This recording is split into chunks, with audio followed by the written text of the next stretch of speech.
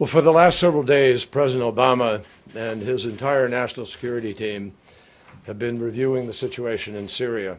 And today I want to provide an update on our efforts as we consider our response to the use of chemical weapons.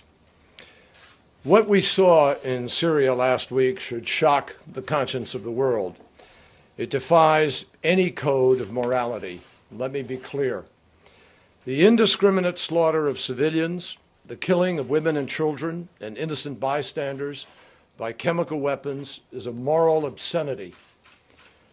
By any standard, it is inexcusable, and despite the excuses and equivocations that some have manufactured, it is undeniable.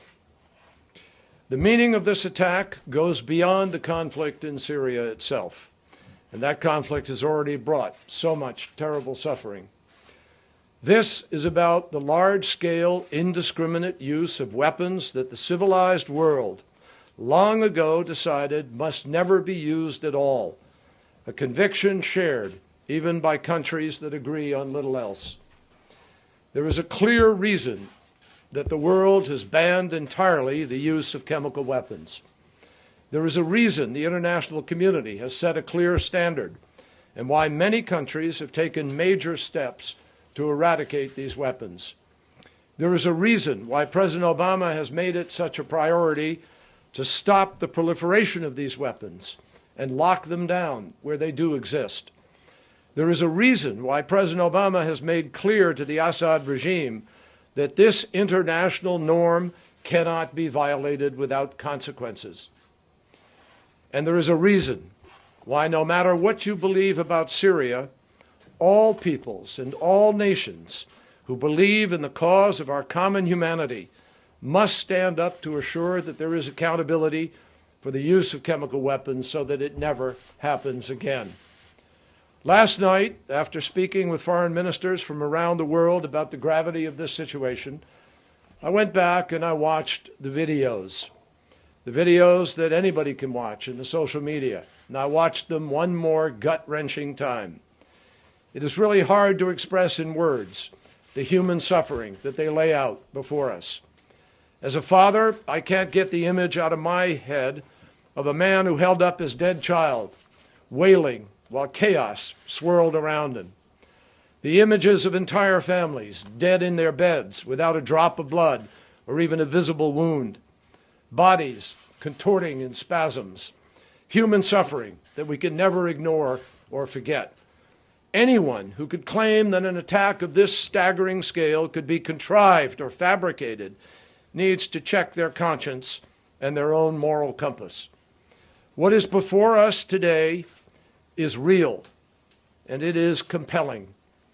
So I also want to underscore that while investigators are gathering additional evidence on the ground, our understanding of what has already happened in Syria is grounded in facts, informed by conscience, and guided by common sense.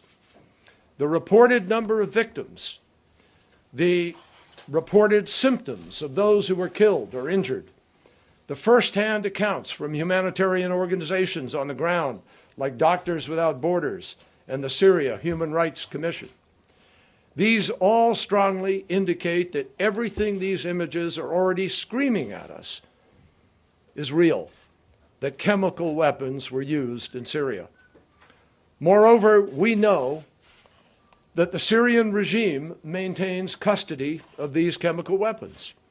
We know that the Syrian regime has the capacity to do this with rockets.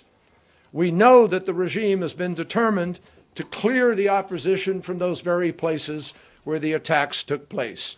And with our own eyes, we have all of us become witnesses.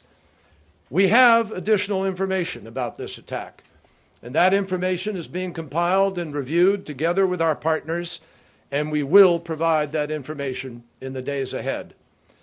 Our sense of basic humanity is offended not only by this cowardly crime, but also by the cynical attempt to cover it up. At every turn, the Syrian regime has failed to cooperate with the UN investigation, using it only to stall and to stymie the important effort to bring to light what happened in Damascus in the dead of night.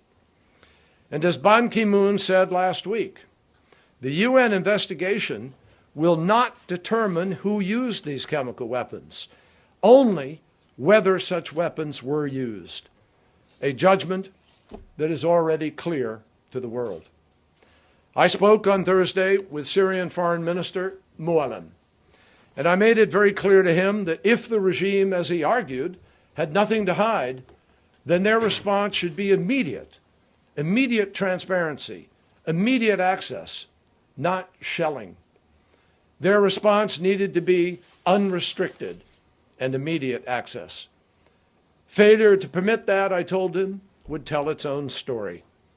Instead, for 5 days, the Syrian regime refused to allow the UN investigators access to the site of the attack that would allegedly exonerate them. Instead, it attacked the area further, shelling it and systematically destroying evidence. That is not the behavior of a government that has nothing to hide. That is not the action of a regime eager to prove to the world that it had not used chemical weapons. In fact, the regime's belated decision to allow access is too late, and it's too late to be credible. Today's reports of an attack on the UN investigators, together with the continued shelling of these very neighborhoods, only further weakens the regime's credibility. At President Obama's direction, I've spent many hours over the last few days on the phone with foreign ministers and other leaders. The administration is actively consulting with members of Congress, and we will continue to have these conversations in the days ahead. President Obama has also been in close touch with leaders of our key allies, and the President will be making an informed decision about how to respond to this indiscriminate use of chemical weapons.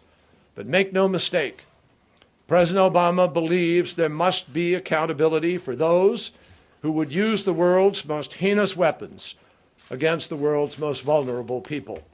Nothing today is more serious, and nothing is receiving more serious scrutiny. Thank you.